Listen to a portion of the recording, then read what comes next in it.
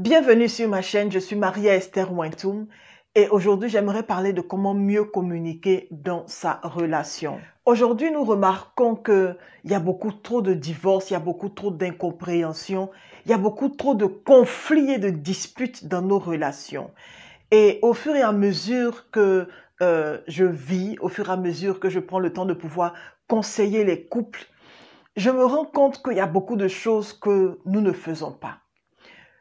Une chose qui va vous choquer, ce n'est pas partout que le diable est en train d'œuvrer. Beaucoup, nous manquons de connaissances. Et combien de personnes s'éduquent, se forment dans leur vie sentimentale pour que les choses dans leur vie sentimentale s'améliorent? La plupart du temps, on n'en parle pas, on ne dit rien, on se nourrit d'un ou deux conseils de quelqu'un et puis on avance. Mais c'est quand la dernière fois tu t'es posé la question, mais est-ce que je me fais former vraiment dans ce domaine-là? L'une des choses que j'ai remarqué, c'est que tu peux être à l'aise dans tout ce que tu fais, mais si côté sentiment, ça ne va pas, côté couple, ça ne va pas. C'est comme si tout ce que tu seras en train de bâtir là sera en train de s'écrouler en fait. C'est l'impression que tu auras. Et dans ce domaine-là, dans ta vie sentimentale, il faudrait que tu puisses faire l'effort de t'asseoir et de te faire former. Pas quelqu'un seulement qui est expérimenté, mais quelqu'un qui a l'esprit de Dieu. Avoir l'esprit de Dieu pour donner des conseils dans notre vie sentimentale, c'est très important. Voici pourquoi je ne suis pas seulement conseiller matrimonial, mais je suis pasteur également. Parce que pour moi, c'est important de pouvoir voir ta vie sentimentale aller de l'avant. Pour Dieu, c'est important de te voir être épanoui dans ta vie sentimentale. Autant tes finances sont importantes devant toi, autant ta vie sentimentale doit être importante aussi à tes yeux. Tu sais pourquoi? Parce que ça l'est aussi pour Dieu. Comment communiques-tu?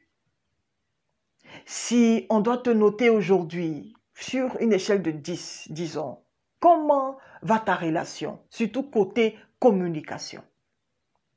4, 3, 2, demi? Toi seul sais. Mais je sais une chose, c'est que nous pouvons nous améliorer. Et voici quelques conseils aujourd'hui pour que nous puissions nous améliorer dans notre vie sentimentale, dans notre couple, surtout en matière de communication. La première des choses, ayons une bonne écoute. C'est dire que quoi? Écoute d'abord bien. La Bible nous dit d'être quoi? D'être prompte à écouter, lent à parler et lent à se mettre en colère. C'est ce que Jacques nous dit. Aujourd'hui, on écoute pour se défendre. On n'écoute pas pour comprendre l'autre. La clé ici, c'est de chercher à comprendre ce que l'autre dit. Et laisse-moi te dire, même si tu n'es pas d'accord, cherche d'abord à écouter l'autre et à comprendre. Si tu développes cette habitude-là de pouvoir apprendre à écouter, sans toutefois avoir quelque chose dans le cœur prêt à répondre, tu vas te mettre à la place de l'autre et tu vas apprendre à dire « Ah, donc c'est comme ça que lui voit les choses. Donc c'est comme ça qu'elle voit les choses. » Et prends le temps de pouvoir revenir sur ce que la personne a dit. D'accord. Donc tu me dis quoi, chérie? Est-ce que tu es en train de dire que ça et ça et ça? Est-ce que si je comprends bien, tu me reproches de ne pas, par exemple, me réveiller tôt? Tu me reproches de ne pas envoyer beaucoup plus d'argent à la maison? Tu me reproches de ne pas rester là souvent pour les enfants? Est-ce que c'est ça que tu es en train de dire? Tout ça pour être sûr que vous êtes sur la même longueur d'onde. C'est très important. Être sur la même longueur d'onde. C'est pas que madame est en train de te parler de quelque chose et puis tu penses à autre chose qui s'est passé il y a quelques jours et c'est sur ça qu'elle veut se baser. Non. Écoute la personne pour la situation présente. Qu'est-ce que la personne est en train de te dire? Développe cette capacité de pouvoir écouter et mets-toi à la place de l'autre. Ça va t'aider. Si tu commences comme ça, tu seras sur le chemin d'emprunter une meilleure manière de pouvoir communiquer. Et tout ce que je fais dans cet épisode-là, c'est de t'emmener à pouvoir développer une bonne écoute afin de pouvoir améliorer ton niveau de communication dans ta relation. La deuxième chose, si nous voulons mieux communiquer dans notre relation, nous devons apprendre à exprimer nos besoins. L'une des choses qui fatigue les femmes, c'est de, par exemple, demander. Je prends un exemple simple. À ton anniversaire, tu veux, par exemple, que vous puissiez passer un week-end ailleurs, hors de la maison. Au lieu de dire à ton mari, bien à ton conjoint, « Oh, est-ce qu'on peut passer pour mon anniversaire, j'aurais souhaité avoir ça, qu'on passe du temps, un week-end, rien que nous deux, hors de notre train-train quotidien. » On ne demande pas. On n'exprime pas ce besoin-là. Et tout ce qu'on fait, le jour de l'anniversaire, quand le monsieur vient avec des fleurs, on boude. Pourquoi on boude? Parce que on se dit qu'il aurait dû penser que c'était ça qui allait me faire plaisir. Non, il ne peut pas penser. Et ça, c'est un problème avec les femmes. Il est temps de pouvoir exprimer clairement tes besoins sans toutefois te fâcher, sans toutefois t'énerver, sans toutefois hausser le ton. Est-ce que je me fais comprendre? Exprime tes besoins. Il n'y a jamais de communication qui est en bonne santé sans qu'on apprenne à exprimer nos besoins. Si tu veux telle chose, demande. Demande à temps et laisse le monsieur se préparer pour toi. Demande. Si tu veux par exemple que vous puissiez sortir, aller marcher un peu, faire du sport un peu, ouvre ta bouche et demande-le lui. Ne te dis pas, oh, mais il aurait bien pu savoir, est-ce qu'il ne voit pas les voisins, est-ce qu'il ne voit pas ceci, est-ce qu'il ne voit pas telle personne. Hé, il ne peut pas savoir. Et tant que tu ne lui parles pas, il ne saura pas. C'est ça qui est la vérité. Il ne saura pas. Donc, exprime les besoins et exprime-les calmement, clairement. Pas de façon ambiguë. Calmement et clairement. Une troisième chose, si tu veux apprendre à mieux communiquer, c'est de pouvoir choisir le bon moment pour parler. Choisis le bon moment. Observe. Est-ce qu'il ou bien elle est de bonne humeur? Ce n'est pas tous les jours qu'il faut dire, il faut qu'on parle. Et puis tu as fait, il faut qu'on parle, hein? Il faut qu'on parle.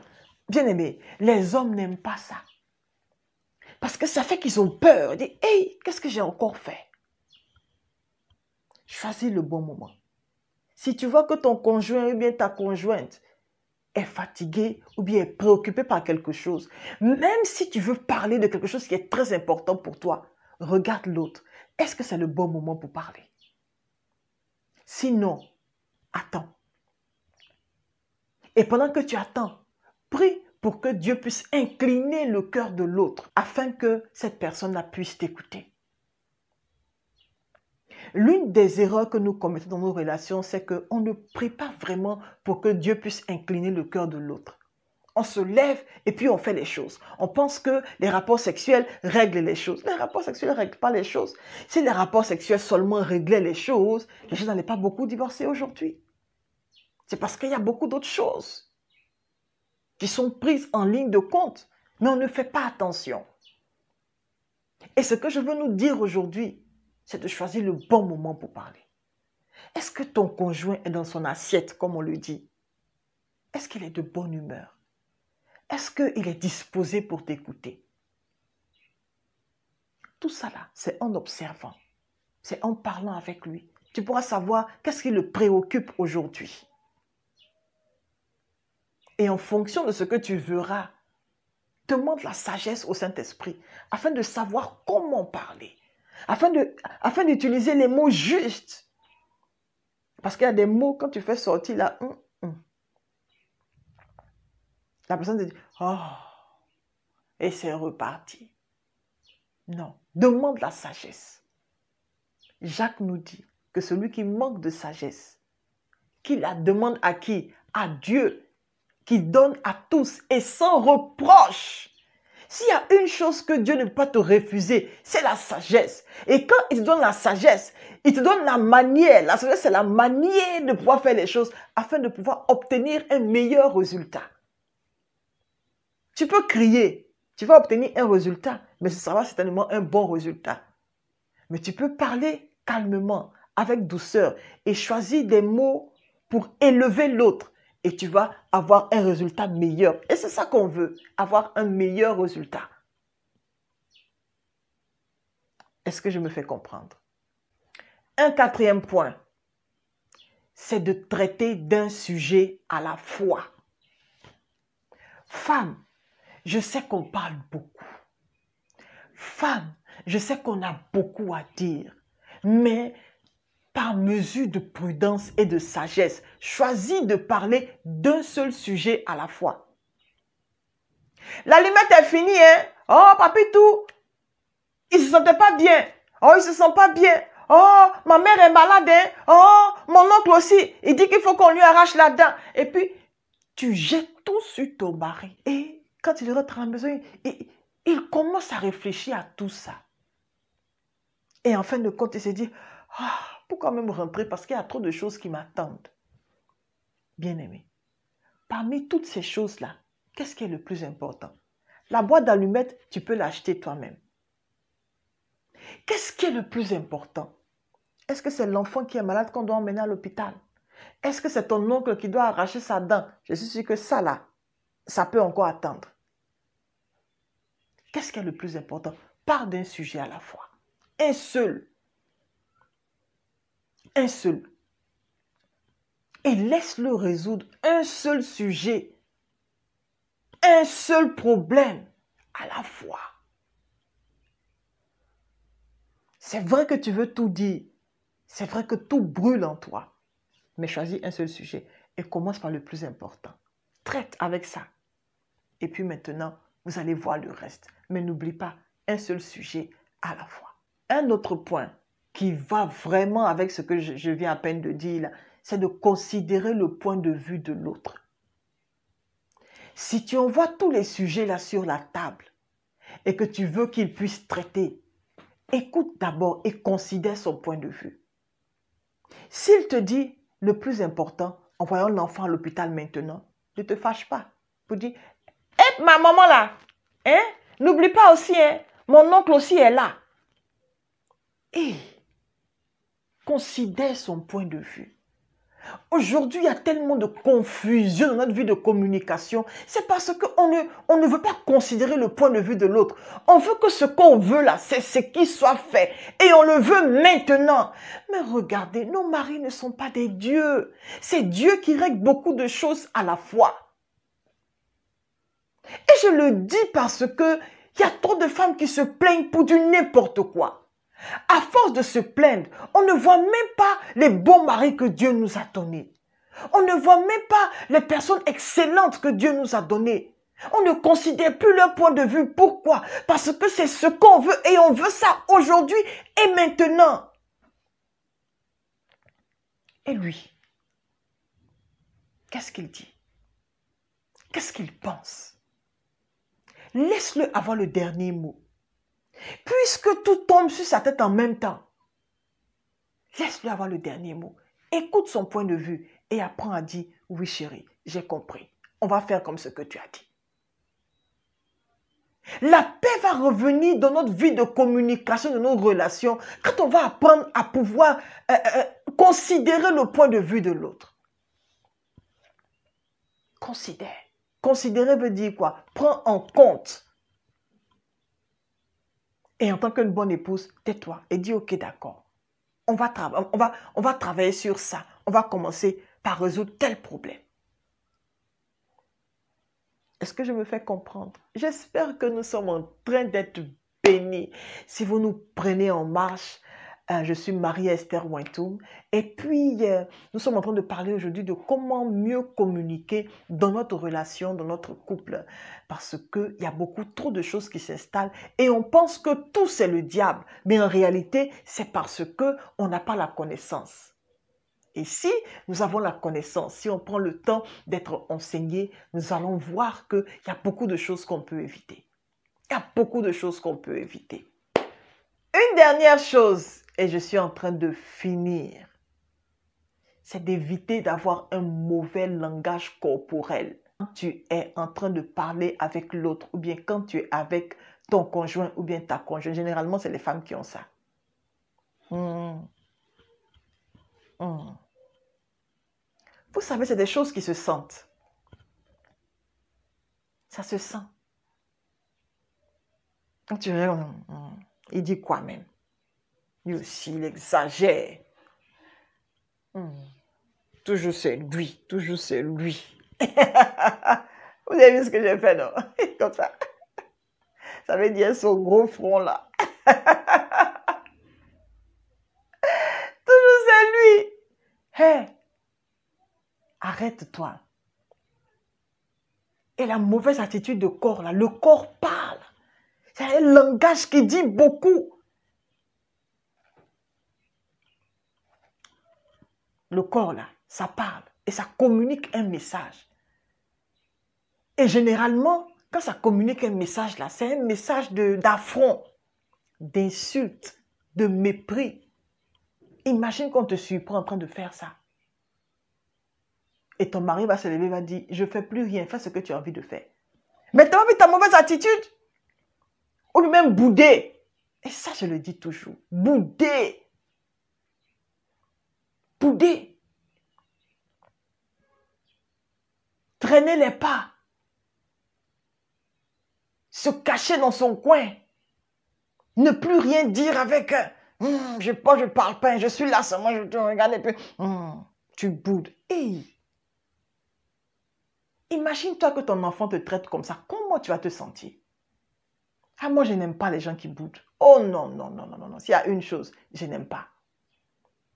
Parce que ça gâte l'atmosphère. Ça gâche complètement l'atmosphère. Nous sommes des personnes adultes. S'il y a quelque chose que tu veux dire, pourquoi ne pas ouvrir la bouche pour parler? Calme-toi d'abord et puis maintenant parle. Extériorise-toi. Mais ne boude pas parce que ça cache l'atmosphère. Veux-tu t'améliorer dans ta vie de couple? À partir d'aujourd'hui, suis ces petits conseils que je t'ai donnés là et ne mets plus la faute sur le dos du diable. Arrête un peu de lier les démons dans ce domaine-là et fais-toi enseigner parce que tu peux t'améliorer. Beaucoup de choses sont le résultat du manque de formation, du manque de connaissances.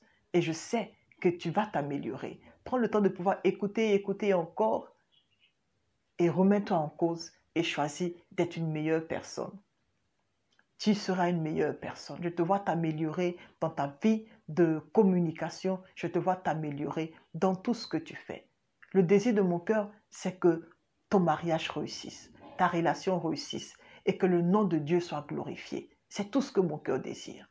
Écoute, prends note et que la grâce de Dieu demeure avec toi. Merci de souscrire, de partager et de laisser un message et aussi de pouvoir communiquer avec moi à travers l'email adresse qui s'affiche là afin que je puisse vous aider davantage. Au revoir.